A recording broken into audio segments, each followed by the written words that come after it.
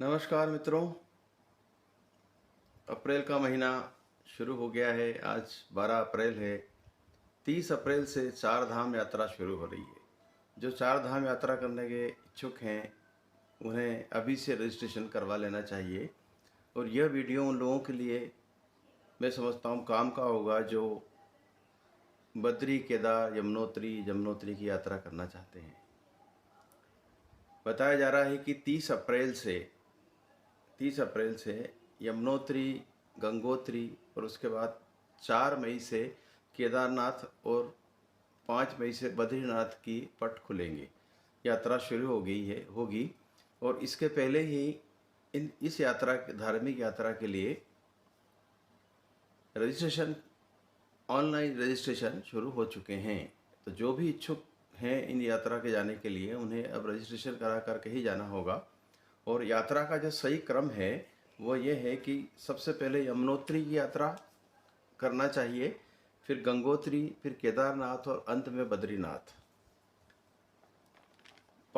उत्तराखंड के पहाड़ों की चार धाम की यात्रा करने के लिए यात्रियों को सबसे पहले हरिद्वार पहुंचना होता है।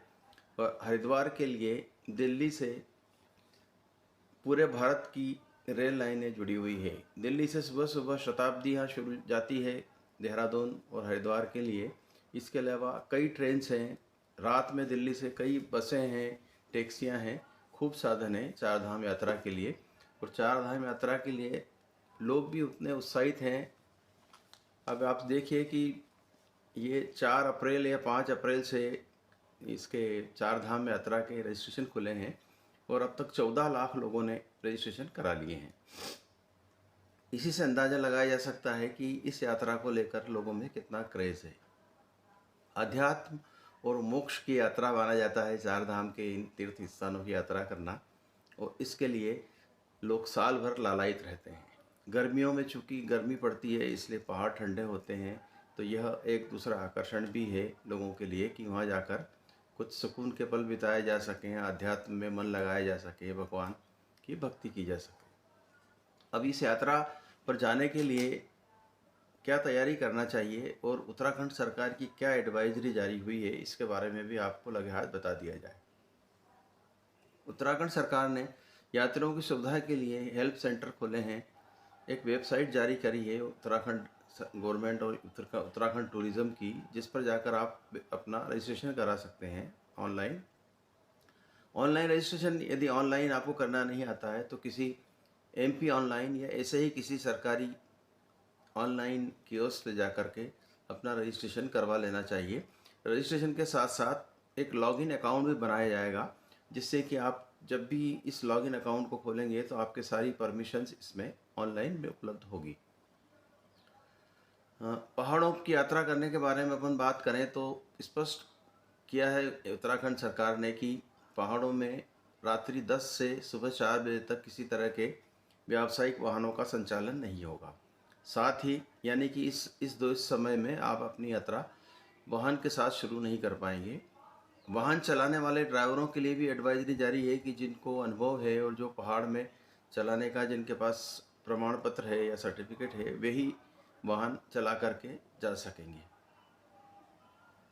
गंगोत्री, यमुनोत्री, केदारनाथ ये एक ही तरफ पड़ते हैं और बद्रीनाथ दूसरी तरफ, इसलिए उत्तरकाशी, हनुमान चट्टी और गौरीकुंड होकर के गंगोत्री, यमुनोत्री जाया जा सकता है और रुद्रप्रयाग से जोशीमठ होकर के बद्रीनाथ की यात्रा की जा सकती है।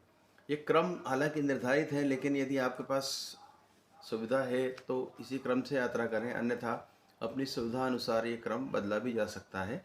ऐसा कोई शास्त्रोक्त इसका क्रम मुझे नहीं लगता, ये मैं माफ़ी चाहूँगा, लेकिन यदि आपको बदलना पड़े तो बदल भी सकते हैं सुविधा अनुसार। अन्यथा जो क्रम निर्धारित है वो क्रम का पालन हो तो बहुत ही अच्छा है कि सबसे पहले यमुनोत्री की यात्रा होना चाहिए, फिर गंगोत्री, फिर केदारनाथ और अंत में बद्रीनाथ की। जैसे ही आप हरिद्वार उतरते हैं, हरिद्वार में हर की पौड़ी पर स्नान, ध्यान, पूजन करके अपनी यात्रा की शुरुआत कर सकते हैं। रास्ते में ऋषिकेश आएगा।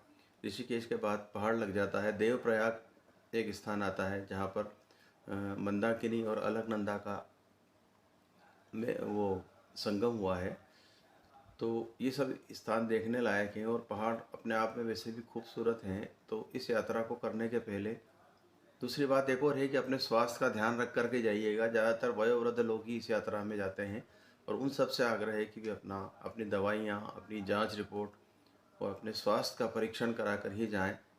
तभी इस यात्रा के लिए यदि वे उपयुक्त हैं तो ही जाएं, अन्यथा कई बार अप्रिय स्थिति का सामना करना पड़ जाता है। यात्रा काफ़ी सुंदर है और काफ़ी सुविधाजनक बनाने की कोशिश की गई है उत्तराखंड गवर्नमेंट द्वारा। लेकिन फिर भी आपको सबसे पहले उत्तराखंड टूरिज़्म की वेबसाइट पर जाकर अपना रजिस्ट्रेशन करवाना होगा। जो रजिस्ट्रेशन का वहाँ दे रखा है ST, इस पे मेरे इस वीडियो के साइड में जो स्क्रॉल चल रहा है उस पर आपको दिखेगा इस वेबसाइट का एड्रेस। और पढ़ के सुना देता हूँ। https://uttarakhand-tourism.gov.in पर जाकर आगे जाएंगे तो एक खुलेगा लिंक, जिस पर रजिस्ट्रेशन का लिंक आएगा। रजिस्ट्रेशन पे आपको अपना नाम, अपना पहचान पत्र और तारीख वगैरह लिखना पड़ेगी और उपलब्धता अनुसार में आपका रजिस्ट्रेशन कर देंगे कि किस स्लॉट में आपको वहाँ पर जाना है। और उसी के अनुसार आगे यदि लिंक खोलेंगे तो आगे फिर इसकी हेल्पलाइन के नंबर भी होंगे। हेल्पलाइन नंबर के अलावा आपको होम स्टे, ठहरने के लिए सुविधाजनक अन्य और हेलीकॉप्टर सुविधा के लिए भी इसी वेबसाइट पर लिंक उपलब्ध है। तो हेलीकॉप्टर की सुविधा भी यदि चाहते हैं आप तो इसी वेबसाइट पर जाकर लिंक खोल करके अपना बुकिंग करवा सकते हैं। हेलीकॉप्टर के लिए अन्य प्राइवेट संस्थाएं बुकिंग करती है, लेकिन फिर भी यदि सरकारी इस वेबसाइट के थ्रू जाएंगे तो ज़्यादा उचित होगा, अन्यथा आजकल ऑनलाइन फ्रॉड भी खूब हो रहे हैं। तो इन सब बातों का ध्यान रखते हुए यदि आप यात्रा करेंगे तो आपकी यात्रा सुखद होगी, मंगलमय होगी। उम्मीद है इस सीज़न में आप रजिस्ट्रेशन के साथ जाएंगे और सुरक्षित लौटकर अपने यात्रा के अनुभव दूसरे लोगों से शेयर करेंगे। नमस्कार, हरिशंकर शर्मा।